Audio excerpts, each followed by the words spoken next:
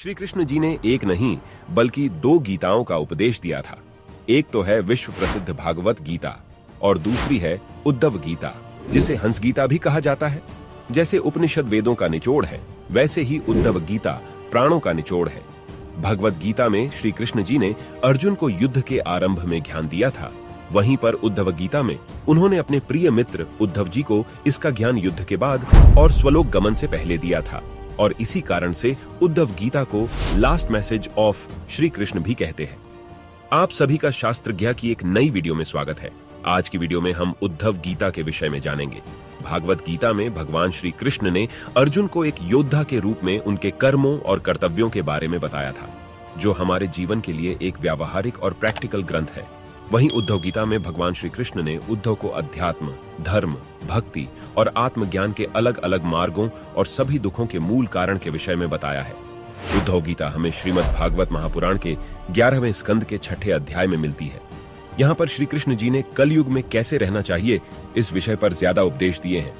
अगर हम उनकी पहली शिक्षा की बात करते हैं तो हमें दूसरे अध्याय के 6ठे श्लोक में ही मिल जाती है, जिसमें श्री कृष्ण जी बताते हैं कि कलयुग में रहने वाले व्यक्तियों को स्नेह संबंधों का त्याग करना चाहिए, यानी कि परिवार का मोह छोड़ देना चाहिए।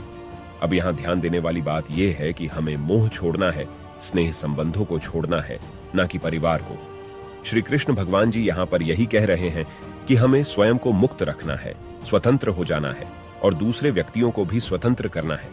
आपको अपने कर्म करने हैं और उनको अपने कर्म करने देने हैं, और इसी को सम्य दृष्टि कहा जाता है। समदृष्टि का अर्थ है समान दृष्टि, जिसमें द्वैत नहीं है, जिसमें अच्छा बुरा, ऊंच नीच, पाप पुण्य, मान अपमान आदि नहीं है, जो सभी को समान दृष्टि से देखता है। आप सभी ने ध्यान दिया होगा कि जैसे जैसे आधुनिक समय बढ़ता जा रहा है, वैसे ही हमारा धैर्य, सहनशीलता घटती जा रही है। हम किसी भी चीज पर धीरजता से 1 मिनट भी नहीं दे पा रहे हैं, अथवा हमारा मन चंचल हो गया है। और इसका कारण यह है कि आज के समय में आधुनिकता इतनी तेजी से बढ़ी है कि आज हमारे पास सभी सुविधाएं फोन के माध्यम से चुटकियों में की जा सकती हैं। और भगवान कृष्ण जानते थे कि कलियुग में मानव भोग विलासिता में लग जाएगा, इसीलिए वह अपनी इंद्रियों पर नियंत्रण नहीं रख पाएगा। इसीलिए कृष्ण उद्धव गीता के दूसरे अध्याय के 9वें श्लोक में अपनी इंद्रियों को निरंतर अपने वश में करने के लिए कहते हैं। श्री कृष्ण यहाँ पर कहते हैं कि हम अपने चित्त में वृत्तियों का निरोध करें, अर्थात उन्हें आने से रोक दें। इसी से हमारी इंद्रियां वश में रहेंगी। लेकिन चित्त और वृत्तियां हैं क्या? तो महर्षि पतंजलि ने योग सूत्रों में कहा है कि हमारा चित्त 3 चीजों से मिलकर बना है: हमारा मन, हमारी बुद्धि और हमारा अहंकार। वहीं वृत्तियां हमारे चित्त में उठने वाले विकार हैं। शास्त्रों में वृत्तियां भी 5 तरह की बताई गई हैं: प्रमाण, विपर्यय, विकल्प, निद्रा और स्मृति। ये 5 तरह की वृत्तियां अर्थात विचार होते हैं, जो हमारे चित्त में उठते रहते हैं, जिन्हें श्री कृष्ण ने हमें रोकने के लिए कहा है। वहीं 19वें श्लोक में श्री कृष्ण हमें समझाते हैं कि जो मनुष्य कलयुग में अपने और इस जगत की उत्पत्ति या इसके संचालन करने के पीछे तर्क ढूंढता है, अथवा उसके पीछे का कारण ढूंढता है, जिसे हम क्यूरियस होना भी कहते हैं, ऐसा मानव अपने विवेक से बहुत सी अशुभ चीजों से बच जाता है। वहीं अगले श्लोक में वे कहते हैं कि जो मनुष्य हर चीज को तर्क और विवेक से समझता है, उसके लिए हर एक चीज आध्यात्मिक गुरु बन जाती है और वह खुद ही अपना आध्यात्मिक गुरु बन जाता है। इस बात को समझाने के लिए कृष्ण उद्धव को एक कथा से समझाते हैं। यह कथा अवधूत दत्तात्रेय और राजा यदु की है। इस कथा में राजा यदु ब्राह्मण दत्तात्रेय जी के ज्ञान से बहुत प्रभावित होते हैं और इसके पीछे का रहस्य जानना चाहते हैं। तो वह दत्तात्रेय जी के पास जाकर उनसे पूछते हैं कि उन्हें इतना ज्ञान कैसे मिला, जबकि उन्होंने कभी उन्हें पढ़ते लिखते नहीं देखा होता है। वह हमेशा विचरण करते ही दिखते हैं। तब दत्तात्रेय जी उन्हें बताते हैं कि उन्होंने अपने आसपास 24 गुरु बनाए हुए हैं, जो उनके साथ ही स्वतंत्र रूप से विचरण करते रहते हैं। और उन नामों को सुनकर राजा यदु चौंक जाते हैं, और आप सुनेंगे तो आप भी चौंक जाएंगे।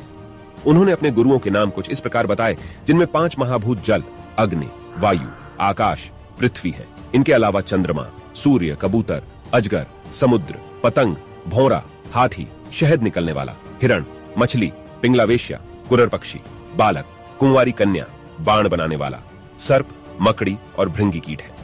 तब दत्तात्रेय जी उन्हें बताते हैं कि इन्हीं 24 गुरुओं ने उन्हें जीवन का ज्ञान दिया है। इस कथा से श्री कृष्ण, उद्धव और हमें ये समझाने का प्रयास कर रहे हैं कि अगर हम अपने वातावरण के प्रति जागरूक हो जाएं, तो हमारे आसपास की सभी चीजें हमें हमारे जीवन का सभी ज्ञान सरल रूप से सिखा देंगी। आखिरी और मुख्य सीख हमें श्री कृष्ण समझाते हैं कि हमें किसी भी प्रकार का किसी भी वस्तु अथवा किसी मनुष्य से मोह नहीं रखना चाहिए, क्योंकि यह प्रकृति परिवर्तनशील है। यहाँ जो कुछ भी है वह सभी समय समय पर बदलता रहता है। इसीलिए हमें उसके प्रति मोह आसक्ति नहीं होना चाहिए और हमें बिल्कुल अनासक्त होकर अथवा डिटैच होकर काम करना है। ऐसा हमें भगवत गीता भी सिखाती है। लेकिन वहीं यह जानकर हम सभी के मन में यह प्रश्न भी जरूर आता है कि अगर हम अपनी डिजायर्स अर्थात इच्छाओं से ही अनासक्त हो जाएं, तब हमारा मन ही नहीं करेगा, या अगर हम अपना मनमाना कार्य ना करें तो फिर हम करें क्या? तो चौथी सीख देते हुए भगवान कृष्ण 5वें अध्याय में कहते हैं कि हमें अपना कर्म अपने मन के अनुसार नहीं बल्कि अपने वर्ण और आश्रम के अनुसार करना चाहिए, और यह कर्म हमें निष्काम भाव से करना चाहिए, और उस कर्म का जो भी परिणाम हो उससे हम मोहित नहीं होना चाहिए, अर्थात जिसमें हमारे कर्म के बदले हमें कुछ भी वापस पाने की इच्छा न हो, उसे निष्काम भाव कहा जाता है। भगवान कृष्ण की ये 4 सीख हमारे कलयुगी जीवन को सही दिशा में आगे बढ़ाने का कार्य करती है, चाहे वह ये भौतिक संसार हो या फिर आध्यात्मिक संसार, जिसमें हमारा लक्ष्य केवल भगवत प्राप्ति ही क्यों न हो। वीडियो पसंद आए तो लाइक और शेयर करना नहीं भूलिएगा। किस अन्य विषय पर वीडियो चाहते हैं तो कमेंट बॉक्स में जरूर बताएं।